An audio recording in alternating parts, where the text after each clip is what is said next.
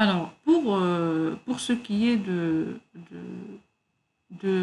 exemple de langage de règles d'ordre 0, alors là, on parle de ce qu'on appelle le calcul des prédicats. Et donc, j'imagine que lorsque vous avez fait un petit peu le langage de programmation de premier ordre, à savoir Lisp et Prolog, vous avez parlé un petit peu de ce que c'est que cette logique de prédicat. Mais en bref, je dirais que les langages d'ordre 0, ou bien les calculs des prédicats au premier ordre, ou bien calcul de relations, tout ça, c'est des nominations que vous pouvez trouver dans la littérature. C'est un formalisme qui a un fondement mathématique. Bien sûr, il est ancien, donc c'est la fin du 19e siècle, le début du 20e siècle. Et alors cette logique de premier ordre, il est fait de deux parties. Donc la partie vocabulaire ou bien la partie symbolique et la partie sémantique ou bien c'est l'interprétation des énoncés. Ça permet de codifier, comme on a dit, donc un prédicat, on peut le définir comme étant une expression qui peut être reliée à plusieurs éléments d'un domaine bien spécifique pour former une phrase. Donc, par exemple, si je dis que l'Audi est une voiture, alors l'expression est une voiture est un prédicat qui est relié au nom symbolique de la constante Audi. Donc la marque Audi, et ceci forme une phrase. Et si je dis que Audi est plus robuste ou bien plus performante que Volkswagen, donc l'expression est plus robuste que est un prédicat qui relie Audi avec Volkswagen pour former une phrase. Et donc le système, il va pouvoir, donc en utilisant une logique qui est plutôt mathématique, on dit que c'est une expression. Donc le prédicat est lié à une expression et cette expression, euh, il permet de représenter donc la propriété d'être une voiture. Et lorsqu'il est relié à deux ou plusieurs expressions, on dit qu'il exprime une relation telle que la relation est plus performante. Et donc on peut raisonner sur des énoncés comme toute voiture et toute X par exemple est gronde.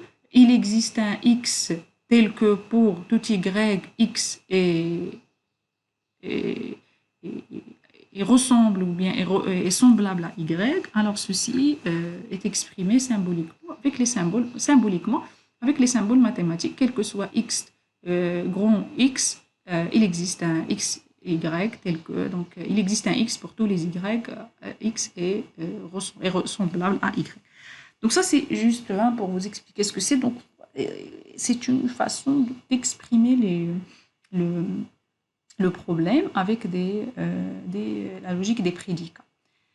Et donc ici, avec cet exemple simple, on va définir un ensemble de règles. On va définir 7 règles. Hein. Et donc, les 7 règles, c'est des règles que vous avez recensées à partir de votre expert dans votre modèle d'activité. Et puis, vous avez fait un zoom à l'intérieur de votre modèle de tâche. Donc, je vais dire que si la distance est inférieure à 2 km, alors allez à pied.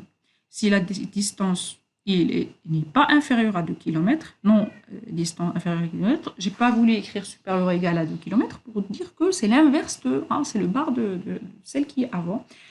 Et la distance est inférieure à 300 km, alors prendre le train. Et si la distance n'est pas inférieure à 300 km, alors prendre l'avion. Et si on a acheté un billet et on a un téléphone, alors il faut téléphoner à l'agence. Si on a acheté un billet et on n'a pas de téléphone, alors il faut aller à l'agence. Et si on prend l'avion, alors il faut acheter un billet préalablement. Et si la durée est supérieure à 2 jours et la personne il est fonctionnaire, alors il ne faut pas prendre l'avion. Donc ça, c'est un ensemble de règles qu'on a définies avec un langage d'ordre 0. Et donc, ça va représenter les règles. Et donc, à chaque fois qu'il y ait une personne face à une situation donnée, on va vérifier les faits. Donc, on va vérifier les faits. On va vérifier dans la situation où on est, si la distance est inférieure à 2 km, Et on va vérifier si on a allé à pied, si on a 300 km. C'est-à-dire que la partie ci ou la partie alors, toutes les deux, on va les mettre en zoom. Donc on va les mettre en zoom, c'est-à-dire le système, donc le moteur d'inférence, il est sensible à leur existence dans la base des faits. Pourquoi? Parce que s'il existe dans la base des faits, on peut déclencher le raisonnement à partir de ces règles qu'on a exprimées. Donc, prenons par exemple l'exemple base des faits, non distance inférieure à 300 km et avoir un téléphone. Et donc, dans ce cas-là, je vais vérifier. Bien sûr, on va voir tout à l'heure, dépendamment du raisonnement. Donc, j'ai deux faits. Dans la réalité, j'ai deux faits. Le premier fait, c'est que la distance, il n'est pas inférieure à 300 km. Et le deuxième, c'est avoir un téléphone. Et là, donc, inférieur à la distance non inférieure à 300 km, il est là. Et puis, ne pas avoir de téléphone, non avoir de téléphone, pardon, il y a qu'avoir de téléphone, il est là. Et donc, les deux règles qu'on va marquer ou bien signaler, c'est la règle 3 et la règle 4. Alors, le moteur d'inférence, comment ça marche? Alors, le moteur d'inférence, il ne gère pas les prémices de conjonction, mais il gère des prémices qui sont simples. Il va gérer des prémices qui sont simples. Et bien sûr, donc, il va faire des boucles sur les règles, des boucles sur les faits. Il va vérifier si une règle est de la forme si fait J, alors fait K. Il va ajouter le fait K dans la base des faits. Et ainsi, qu'est-ce qu'on fait? On fait une inférence. Alors, comme on a expliqué tout à l'heure, à partir de ces premiers faits, on va faire appel aux règles qui peuvent donner des conséquences à partir de ces faits. Et donc, si j'ai ces faits-là, qu'est-ce que je vais faire? Je vais prendre les conclusions, c'est-à-dire puisque ici j'ai ici non distance inférieure à 300 km, j'ai ici si non distance est inférieure à 300 km, alors prendre l'avion. Donc prendre l'avion, elle aussi, elle va devenir un fait dans la base des faits qui va me permettre de raisonner. Donc à partir de cette règle 3, j'ai non distance inférieure à 300 km, j'ai avoir un téléphone, mais j'ai aussi prendre l'avion que j'ai déduit à partir de cette règle. Et je vais combiner ces faits à base des règles déjà existantes pour voir est-ce que je peux créer d'autres faits jusqu'à ce que j'arrive à mon objectif. L'objectif final, c'est la question qu'on a posée à notre système à base de connaissances. Voilà, donc c'est grossièrement l'algorithme que fait un moteur d'inférence. Donc, le moteur d'inférence, qu'est-ce qu'il fait? On a dit ici, il vérifie d'abord les combinaisons simples ou bien il vérifie les prémices simples et non pas les prémices de conjonction. Ici, donc on enrichit l'algorithme, en plus de la vérification, en ajoutant les différents faits conclusions à la base des faits.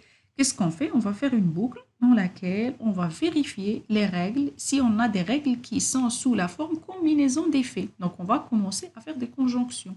Une première combinaison et ajouter la connaissance inférée, les résultats par exemple ici de FJ avec F1, on va elle aussi l'ajouter à la base des connaissances. Et ainsi de suite, on va enrichir le système, comme j'ai dit, jusqu'au moment où on arrive à notre conclusion.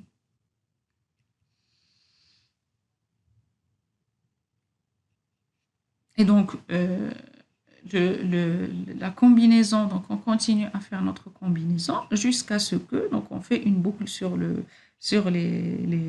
F1, on fait une boucle sur les F1, mais on identifie aussi les manques. Donc on identifie ce qui manque, hein, et bien sûr, ce qui manque, on va chercher dans la base des règles, est-ce que donc ça c'est pour les faits qui sont manquants. Pour les faits qui sont manquants, on va essayer de les combiner avec d'autres faits qui existent pour pouvoir donner des faits qui existent. Mais il faut savoir que le moteur d'inférence, il peut bloquer au cas où il ne trouve ni prémisse simple, ni prémisse de conjonction. Et donc, dans ce cas-là, le moteur, il peut bloquer. Ça signifie quoi? De point de vue connaissance, de point de vue ingénierie de connaissance, ça signifie que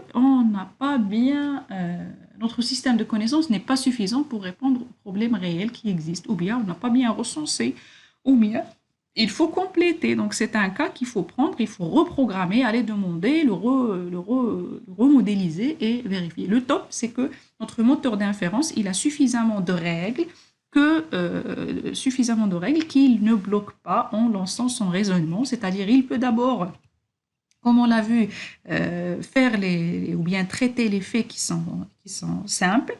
Ok, il traite les faits qui sont, il combine les faits pour enrichir la base des faits avec, en plus des faits simples avec des faits de conjonction, mais aussi il ne traite pas uniquement les faits qui sont non marqués, il traite aussi, donc il marque les faits qui ne sont pas marqués en les combinant avec d'autres faits qui sont marqués pour pouvoir donner un raisonnement qui est correct.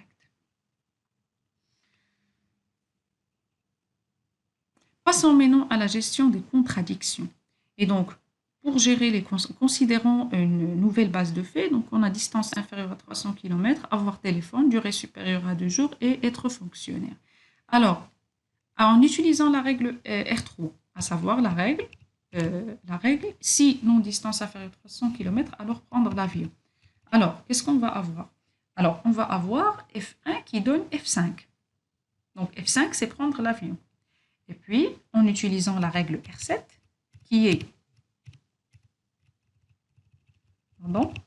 en utilisant la règle R7, qui est, si la durée est supérieure à 2 jours et être fonctionnaire, alors non prendre l'avion. Qu'est-ce qu'on a obtenu? On a obtenu prendre l'avion et ne pas prendre l'avion. Et donc, la solution, il faut tester la présence d'un fait contradictoire dans la base de faits avant d'y ajouter un nouveau fait et signaler le problème à l'utilisateur.